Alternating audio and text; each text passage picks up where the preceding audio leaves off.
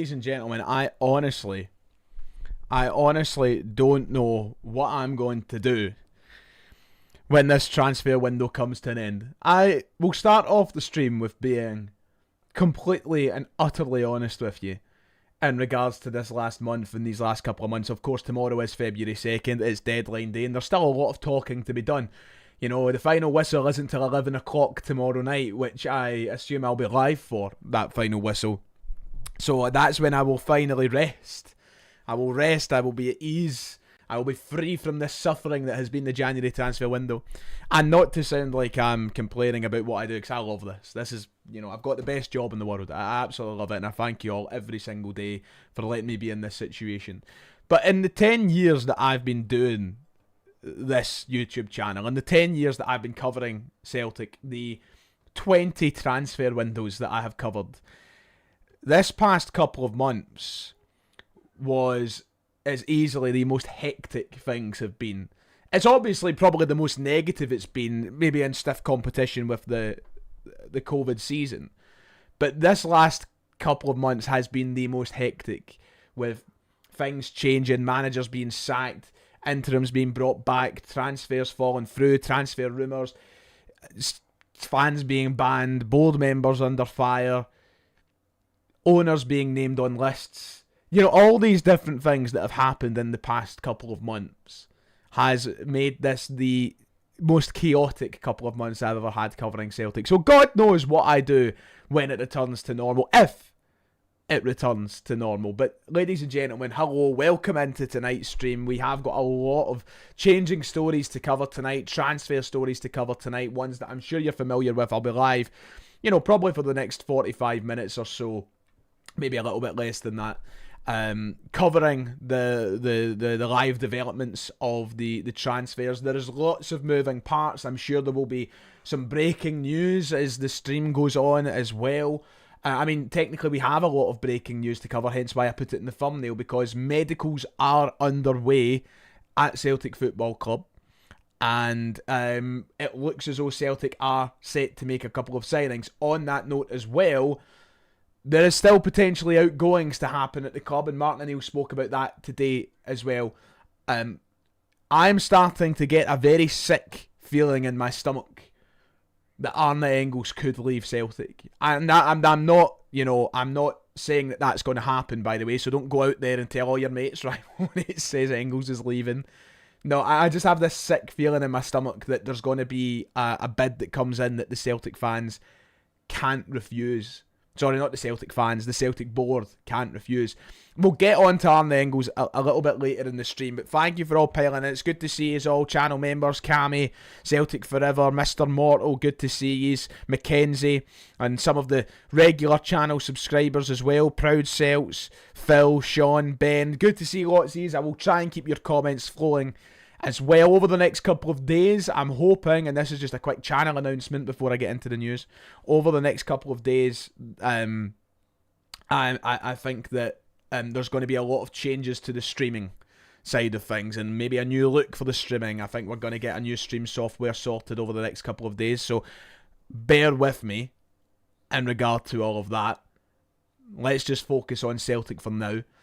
Martin O'Neill confirmed today after the game we are close to making signings, at least 2 of them it sounds like, and you would assume those 2 are going to be that of Junior Adamu and Big Mvuka, who we'll come and talk about in a minute. Let's have a look at Martin O'Neill's comments after the game, shall we? Martin O'Neill's comments. Sorry if I'm a little bit hectic all over the place, if my words don't quite make sense. As I said, it's been a long month. It's been a long ass month, to tell you the truth.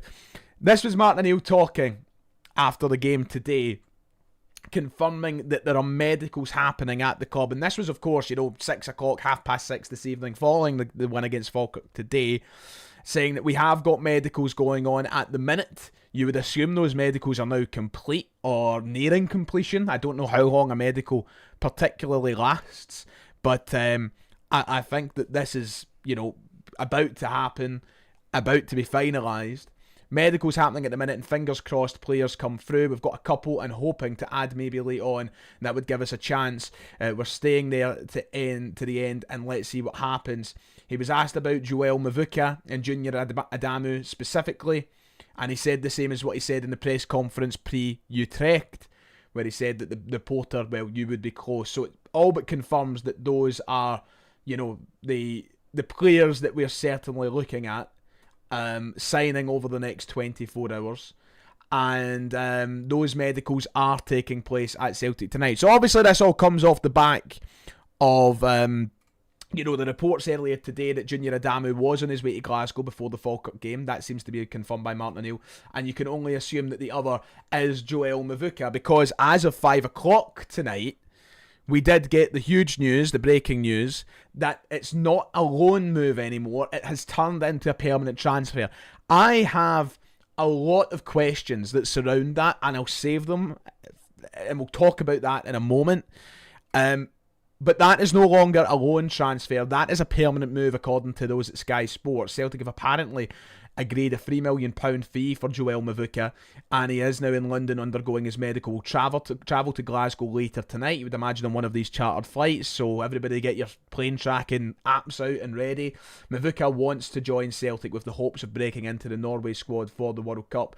He now looks as though he will be the right winger signing this window. I think we can say cheerio to the other wingers that we were talking about. In fact, one of them, in Redzik, who I was a bit of a fan of from a distance and liked the look of him, seems to be signing for RB Salzburg for a reported fee of £4.5 million, which is one of the big questions that I have. But we are spending money. We're spending £3 million. So it's a bit of a catch-22, if you want my honest opinion. Number one, permanent deal. As everybody's saying in the chat right now, are we dreaming? Oh my goodness. We're spending money. I can't quite believe it. And good, we're spending money. Kind of stunned at where the money is actually going. As Mortal says, I didn't know we were allowed to sign players permanently, but kind of stunned that this is where the money is going. And I say that because, look, I was brutally honest about Mvuka earlier. On paper, does he look like a great player? No. Does he look as though somebody that I would have been happy with at the start of this window? No. Is it somebody now that we need to settle for because of the incompetence of the Celtic board? Yes. There's the very quick answers to the initial questions. The questions that I have beyond that, though, is we're signing this lad for $3 million, who has struggled for a good couple of years, no goals, no assists this season, when it appears that Redzik, who is in good form, scoring goals, and was certainly interested, or Celtic were interested in him, potentially mutual interest back, not saying we would have beat Salzburg to him anyway, is moving for £4.5 million. Only £1.5 million more than Joel Mvuka. And I remember all these rumours, and we've all heard them. There's been rumours over the years that Celtic can't spend more than roughly £3 million on a player without the sanctioned signing of the sheet by Dermot Desmond. Apparently that seems to be the magic number. These are rumours, by the way. I can't say that with any certainty, but this is the kind of rumours that I've heard in circles by people who are in the know, by people who aren't in the know. It seems to be this mythical figure out there that Dermot Desmond only signs off on transfers, has to sign off on transfers over £3 million. So is this the magic 3 million mark at show here? Is this the reason why we couldn't get Gujemis? Is this the reason why we aren't getting Redzik or going for Redzik? Is it because this is the £3 million transfer we can find? That's just my tinfoil hat on for that. But in all seriousness, £3 million being spent on the lad Mvuka, and I can't quite wrap my head around it. I think we've cheaped out. I think we've gone lazy. I think we've panicked at the last minute and went for the guy that's going to cost the cheapest. Here's the thing. I'm going to be brutally honest. There are going to be Celtic fans who are delighted come 11 o'clock tomorrow because the thrill of a couple of signings will carry them over the line. And I'm not for a moment saying that you can't be happy about certain signings. I'm not saying that you can't be excited about a player in particular. But I think we've got a particularly easy support to appease at times. No amount of signings over the next 24 hours should appease Celtic fans. This has been a disaster of a window from head to toe. And that's spelled out with the signing of a player that hasn't had a very good few years. And I think that it's very easy for Celtic to brainwash our supporters into being happy all of a sudden when they wave this horrendous magic wand and actually do something, when it's something they should have done weeks ago, months ago, and should have been prepared for. If I just go over again very quickly, and I don't want to write the lad off. I don't. As I said, I will give... This is nothing... For a moment, this is nothing to do with Joel Mvuka. This is just to do with the Celtic board and how I'm saying I think we're a particularly easy support to appease at times. We should still be outraged with how this window ends. If on January 1st you were showing this, 55 games, 3 goals, and 3 assists, 3 of those goals coming in the second division of French football, honestly ask yourself for a moment, and be honest with yourself, would that have entertained you? Would that have excited you? Or are you being drawn in because it's finally a sniff of something at the last minute? I don't want to write the boy off, and I wish him all the success here at Celtic, but £3 million on deadline day for a guy direly out of form is desperation, is what it is. We had another guy on the table for double the price and double the form, if you actually more than double, because Mvuka's not even got goals and assists to his name, but double the price, double the form, and we couldn't come to an agreement on a deal. Why? Because we're cheap. So, as I said, look, I think it's very easy for Celtic supporters to be appeased at times. This shouldn't be something that you wake up on February 3rd going, what a window we had. He played for Bodo. He played for young boys. He's played for big clubs. He's played in the Europa League. Has he had a great success at the clubs? No. Because he's got 14 goals in 183 career games from the right wing. I'm sorry, but that isn't enough for me to be particularly excited about.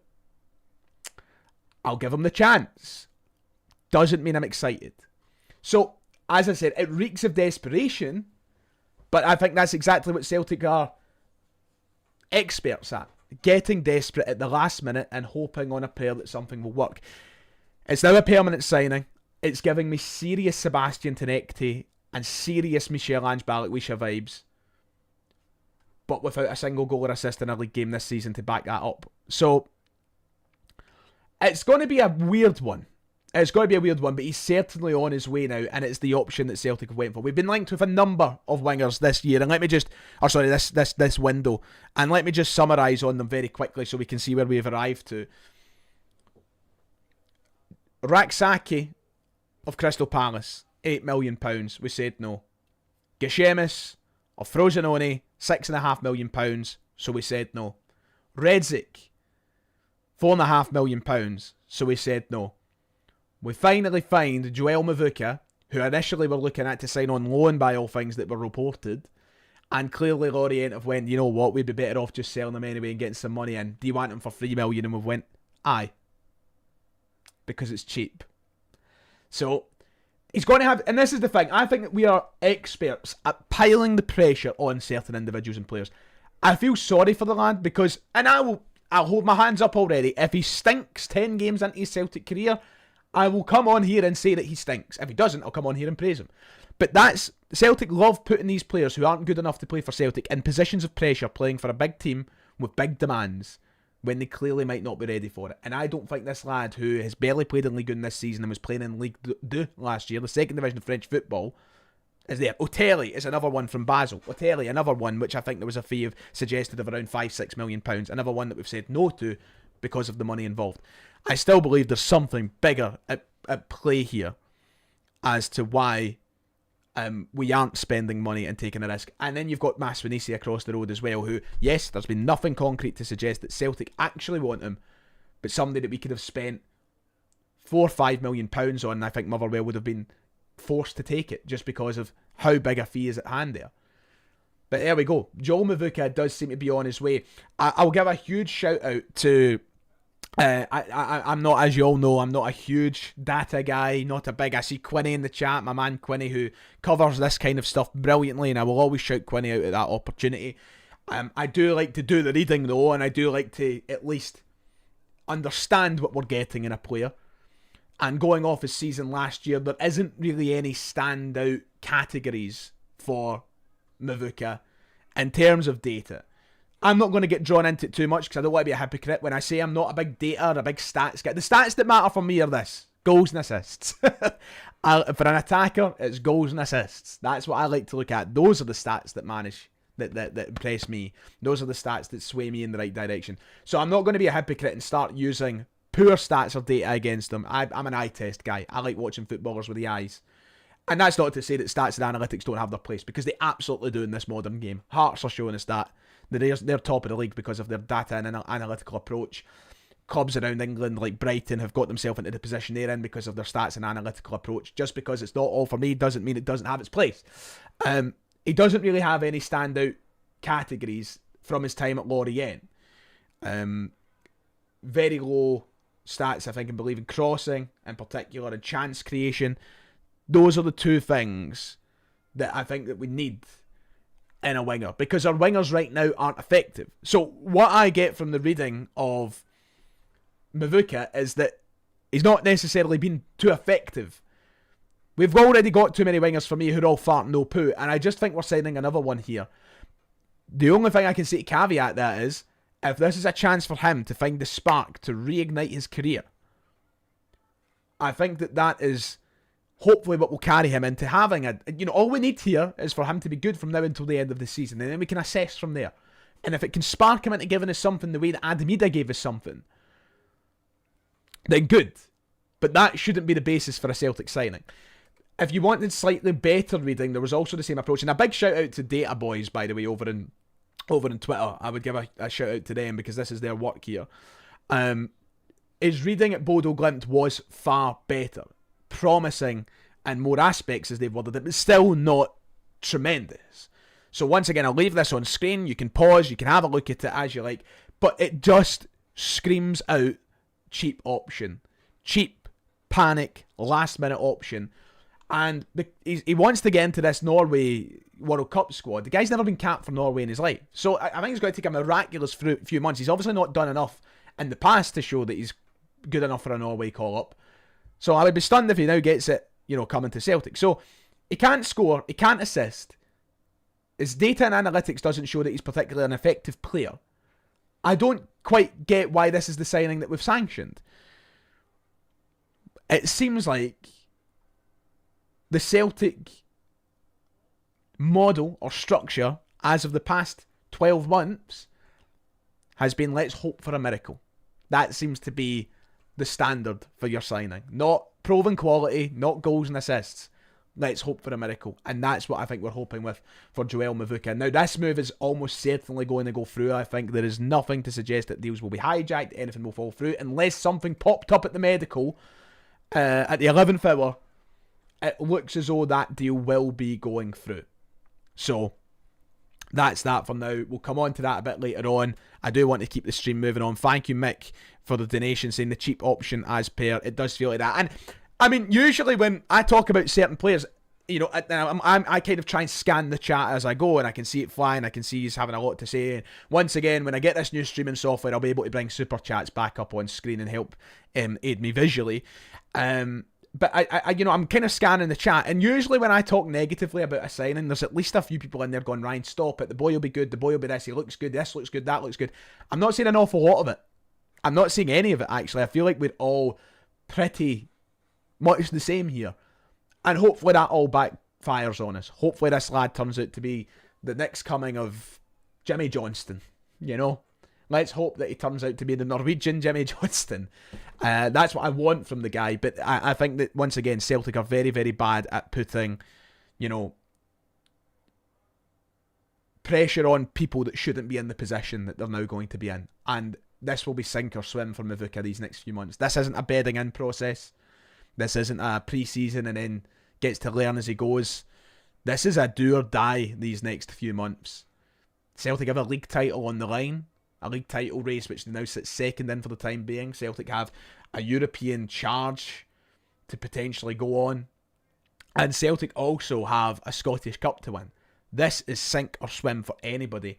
And I just don't think this lad has the credentials to suggest that it's going to be a rip-roaring success. So I hope I'm proven wrong on that. I want my voice to be used in clips in a few months' time when this lad has tore it up and gave himself a candidacy for Scottish Player of the Year, Scottish Premiership Player of the Year. But I have my doubts.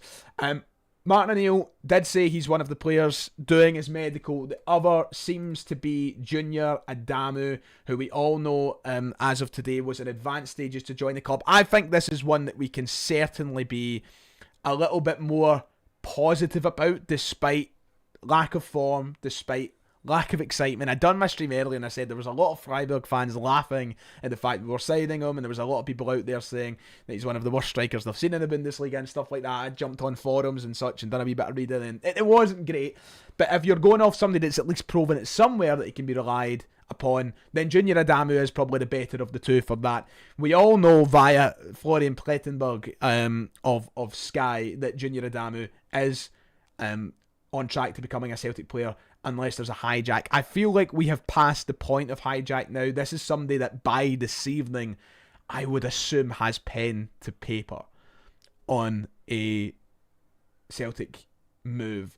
This one is only a loan move from any understanding. There's nothing out there to suggest that that this has a option to buy in it or anything like that. Those details will probably emerge pending the completion of the deal, but I think we all know that Adamu is probably going to become a Celtic player. Centre forward, not been in great form since joining Freiburg. You do need to go back a couple of years to when he was enjoying a good run of form. He has struggled since moving to the Bundesliga, but his statistics in relation to goal and assists is certainly a lot better than Mvuka's a moment ago. Mvuka had, 14 goals in 180 odd league games, 271 appearances throughout his career, which is, by the way, a hell of a lot of appearances for somebody at the age of 24. So the guy's seasoned in that regard. 97 goals, 29 assists, enjoyed his best run of form whilst at RB Salzburg. And that's where he kind of picked up a bit of notoriety. I've seen a few, I said this in my stream earlier, and I've seen a few people reiterate this point over social media today. If this was somebody that signed for Celtic off the back of his run at RB Salzburg, I think we'd all been buzzing about this. It just so happens he's had a move to Freiburg, things haven't worked out.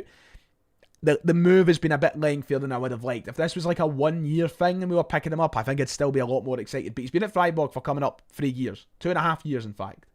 And in that time, he's mustered up 7 goals and 4 assists in almost 70 games. It's not great reading. But as I said, if you signed him off the back of that Salzburg run where he scored 23, you'd have probably been a lot more excited about it. It's the reason that Freiburg went out and I think spent 5-6 million quid on him. So he looks as though he'll be coming in and offers another striker solution alongside Thomas Chavanchara. So it'll be interesting to see how he works that. He has been capped for the Austrian national side on 9 occasions. I'm trying to be as optimistic as I can at least about Junior Adamu. He will probably sign for the club as well. And I think if you were to go out on a whim and say something, I think those are the two that will sign for the club tomorrow. But Martin O'Neill's still saying that he wants more than that. He's hoping that there can be more. His exact words, just to reiterate them again, from his post-match press conference today was, we've got a couple that we're hoping to add maybe late on. I think there was a line about maybe going for another defender as well, which I don't have on my screen. I've seen that floating around earlier today. So I hope that that's not just it. I'm hoping there's at least one more on top of that. When I hear a few, I think more than Junior Adamu and more than Mvuka.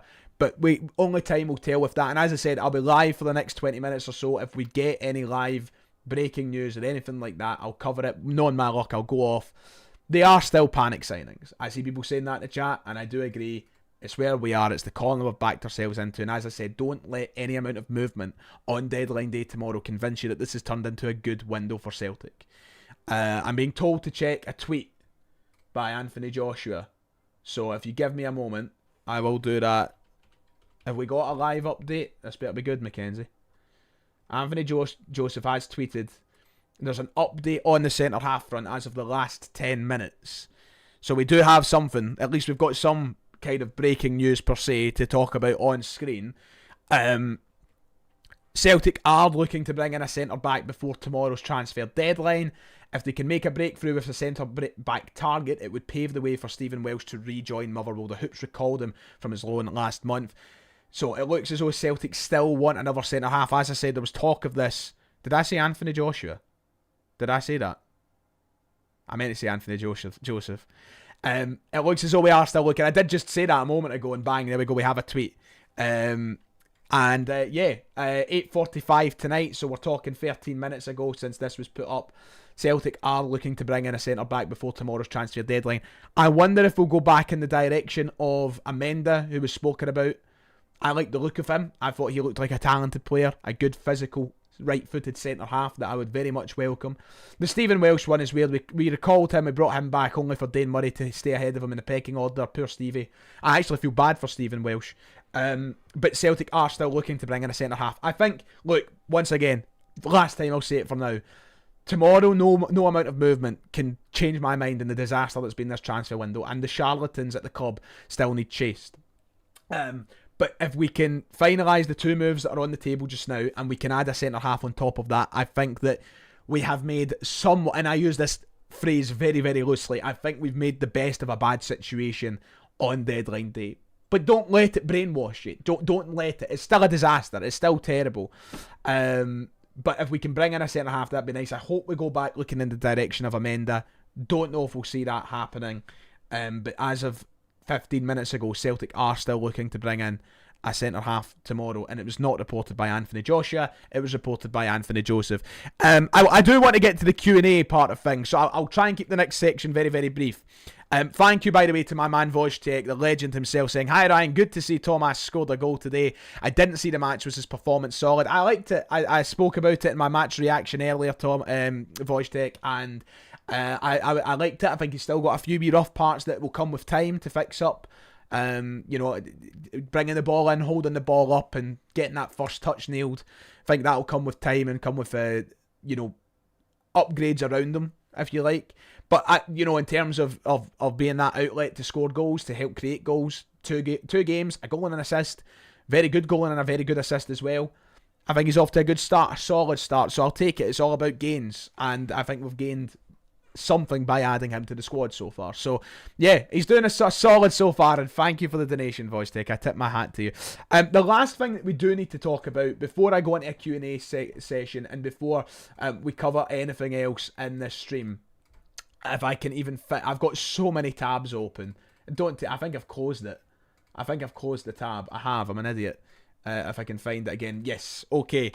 You may have seen this already tonight. I'm assuming you already have seen this tonight. But this is big news. And I mentioned it at the start of the stream. I have a bad feeling in my stomach, ladies and gentlemen. Even though it's been rejected, Nottingham Forest have submitted their first offer for Arne Engels. And the use of the word first gives me the feeling that we're not done there. So the details that emerged about this were around £14 million. Reportedly, Celtic have rejected a £14 million offer for Arne Engels. Sorry, I accidentally muted my mic there. Apparently, Celtic have rejected, let me make that clear, a £14 million offer for Arne Engels. But the use of the word first tells me that there's more to come. And I think deadline day will present an offer the Celtic board won't refuse. Let me make this clear. We can't sell Engels. We can't.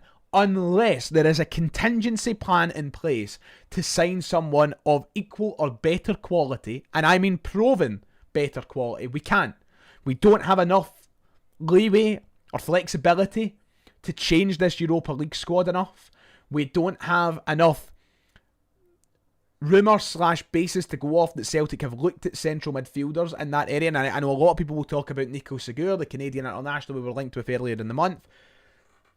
We can't, and I said this earlier, there's no guarantee. And how much money is it going to take for Celtic, and how much Celtic would be Celtic willing to pay for something that's not a guaranteed acceptance? Even if we did approach, is it, who does he play for? Is it, it slipped my head, one of the kind of Croatian sides, wasn't it? Wasn't Zagreb, I can't remember.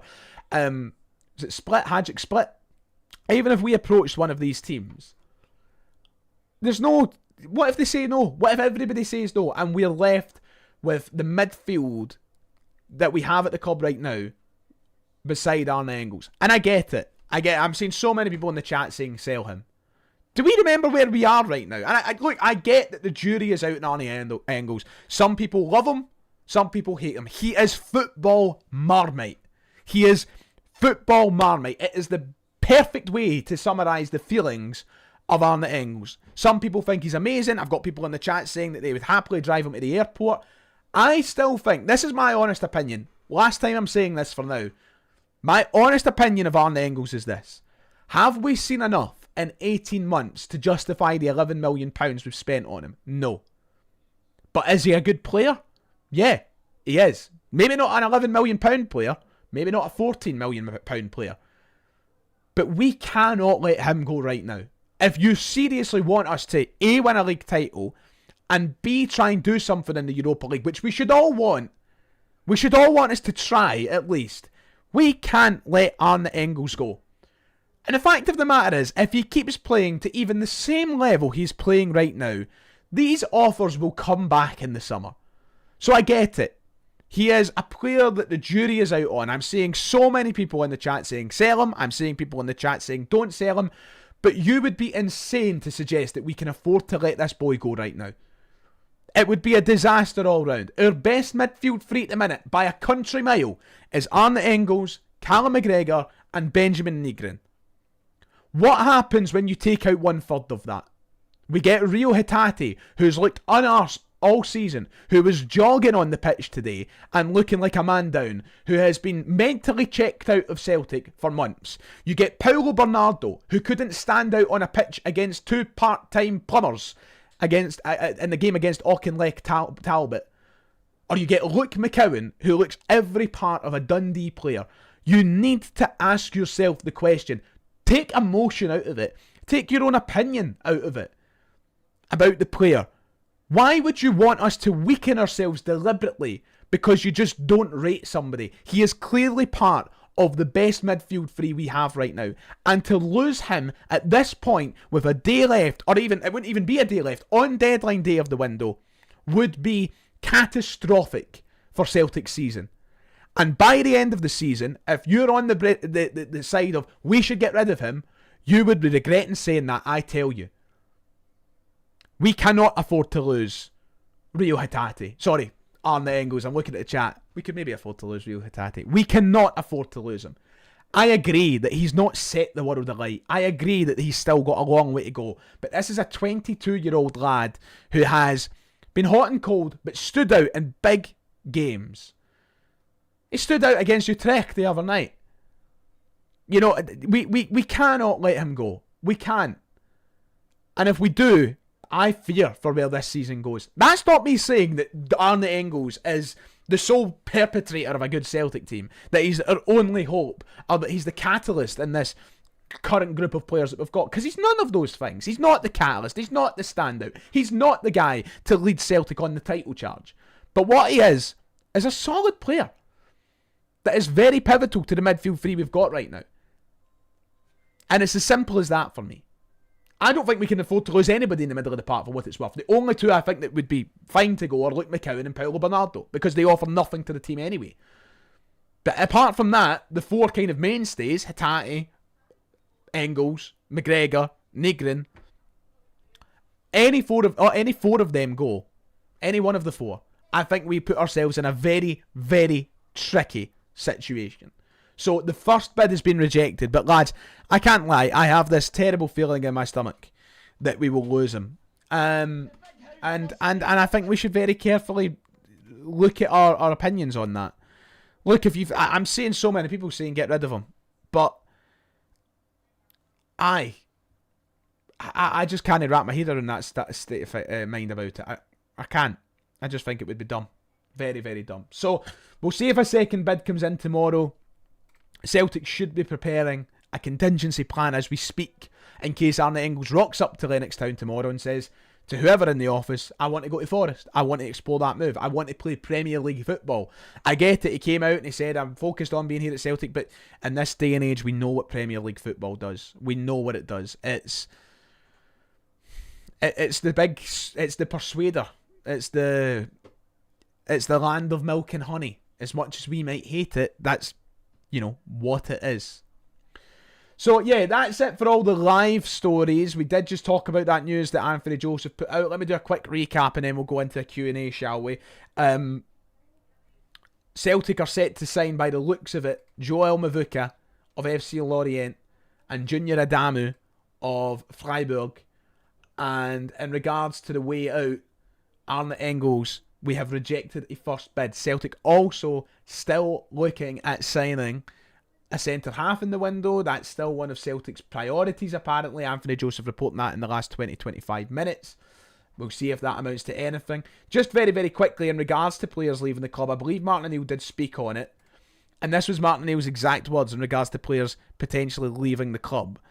There are one or two of the lads here who have not played much football, and I can understand that there's frustrations of that there. I know that, and if we can get some people in, I don't mind some players maybe going on loan or something, I guess, who haven't played and desperately want to play, and that's alright having a case like that, a cause like that, and if it, blah blah blah. But it's basically saying, players are frustrated and want football. If we get players in, we'll let them go. I feel like he's alluding to the likes of a Paulo Bernardo. I feel like he's alluding to the likes of a Stephen Welsh.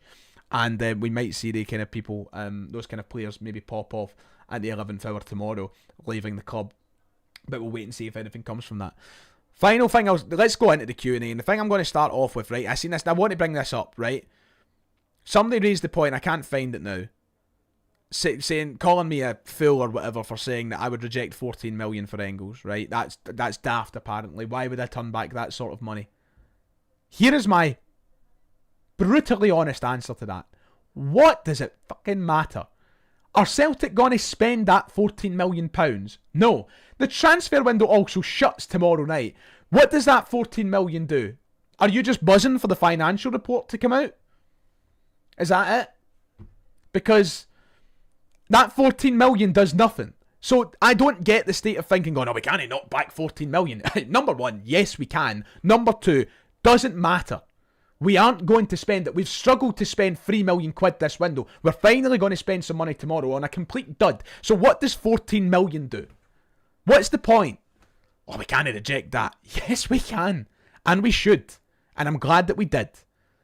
So, thank you to... is that Siobhan? I'm sorry, I'm terrible with the Irish name pronunciation. I really do need to sparkle up on Thank you for the donation, though. Is it Avon? Avon. There's no S there. I thought I seen an S. I'm guessing it's Avon. It looks like Siobhan, but without an S. Thank you for the £2 saying, midfield already so weak. Imagine weakening further. This has already been a controlled demolition of Celtic throughout the entire month of January. Why would we want... selling Engels for me would just be pulling the plunger on the dynamite. No. No, thank you. Right, okay. Q&A time. Let's see what you guys have got to say. How do you know the guy is a dud? Look, listen, as I said, I mean, if I'm looking at a player that's got 0 goals and 0 assists in the league this season, I'm calling that a dud. You're a right winger and you've got no goals. It's a bit dud-like. As I said, doesn't mean he can't succeed at Celtic. I feel like I need to reiterate that point. I want the guy to do well.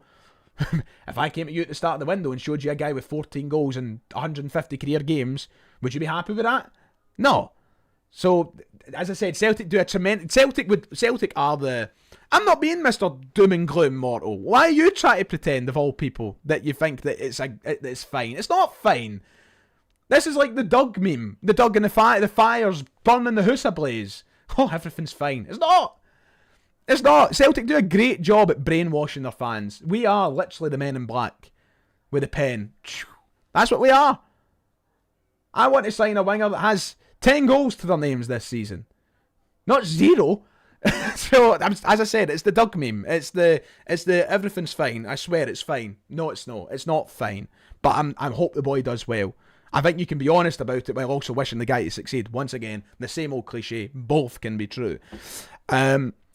Kay Sanson saying, can't let Engels go for me as much as he divides opinion, and I'd love to take the dough for him, but it'll take 2 years to replace him, which we can't allow considering the other options. Hitati, who can't be arsed.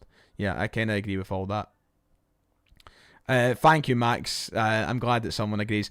Bill Scotland saying, how the fuck can we not pay an extra £1.1 million for someone who was meant to be second choice in Redzic? Once again, maybe tinfoil hat on stuff. Is it the whole Desmond thing? Is it something bigger at play? I don't know. But yeah, it doesn't make a lot. I have so many questions from the Mvuka one, considering the wingers that we've been linked with all window. Like, you can't even double this guy's league stats to say we could have paid double to get double the statistics, because he has 0 in both categories. He has 0 goals and 0 assists. So, Ateli, you can't even say we could have paid double to get double, because you can't double 0, right? But you could have paid double to get a better player, or at least a better player on paper. And of course, these things don't always work out like that. But we've already went out and signed shit wingers this year. I would have rather took a chance on one that looks better than one that looks shit, you know? But I guess that's just my own opinion, I suppose. Engels will be salivating at the wages on offer. Yeah, that's why I have a horrible feeling that he might be into Lennoxtown tomorrow, saying that he would like to think it. The only thing that I could say in regards to Redzic is, yeah, Salzburg were probably already in and had a deal agreed that he was happy with and would have rathered than Celtic. So maybe there's not a point in dwelling about him as much. But there was certainly a world of wingers out there that we could have looked at beyond this guy. And just to come back to your point, Mortal, which I get what you're saying, could we do better? Absolutely. I think it'll be fine for us. It's all well and good to think that. I can't take that away from you. If you think it'll be fine, that's absolutely grand. That's your prerogative to have that opinion, and I respect that. But I don't like the fine for us mantra. I want better than fine. I want the standards to be up at this football club. The standards have slipped year by year over the past 25 years. Or like the past 20, I should say. And they've upped and down at times. There's been peaks and there's been troughs, but generally since the introduction of Mr. Lawwell in the mid-2000s, you know, things have been this way, where things just have to be fine at Celtic, and I'm fed up with things being fine at Celtic. He's a winger, you specky dick. He doesn't need to score goals as long as he has assists. Hold on, Plunge. Let me just get his assists up for the season. Hold on. Give me a moment. 0. Thank you. Call me a specky dick. Let's see. Desmond is so obviously selling his shares. That is why we're not investing. Sinking ship, the rats are leaving. I wouldn't get your hopes up, but I would like to dream, Whiskey Mikey. I would love to dream about it. No, of course it won't happen instantly, and it won't happen as well when you've got an interim manager. I fully understand that. But I think that even Martin O'Neill will be a bit kind of deflated about how this has all ended up. And if he said it, everybody would be agreeing. So, aye. A lot of talk about Maswanisi still, and I agree with all of it, by the way. It is a bit tiresome constantly bringing him up, because we can all see the same thing and say the blatant obvious thing, but aye. Araujo and Chavan Chara both look decent. Keep faith with Martin O'Neill. If they get their man, I'd trust them. Well, you know, this is it. For me, it all comes back to, and I've reiterated this point numerous times over the last few weeks, sorry. And it's the, you know, if anybody can get the best out of these players, I do believe in Martin O'Neill and Sean Maloney to do that. So that's where my faith lies right now. But I just hate that I need to put all of my faith in Martin O'Neill in that way. Like, I don't mean that in a disrespectful way. I believe in Martin O'Neill. I love Martin O'Neill. I don't mean that in like, oh, I can't believe I need to put my faith in him. I mean it in a way that, like, this should be a joint effort. It shouldn't be me having to put all my trust in one guy that was happily enjoying retirement 6 months ago. I should be able to put my trust in these players as well, but they make that incredibly hard. This current group of players who've been up and down, who I have been so disenfranchised with the entire season, and then to go out and sign players that on the surface don't look like great signings. Like, you know, I don't want to have to put 100% into Martin. I want to dish it around everybody, all the parties that put the effort into winning a league title. But it's hard to do that. Thank you, Paul Gal. I'm glad that I can make you laugh, mate. I'm glad that I can make you laugh. I've seen a couple of people mentioning a second bid for Arne Engels being potentially suggested. As things stand, not aware of any second bid for Arne Engels as of yet, but I would brace yourself for that. I do think it will be coming, unless Nottingham Forest move on to other targets. So, aye. I don't think we'll get Maswanisi, Paul, sadly. We do still need a centre back and hopefully get one. I want us to go back in for the boy Amenda. You know? I want us to go back in for the boy Amenda. A lot of bootlickers in tonight, says Bill Scotland.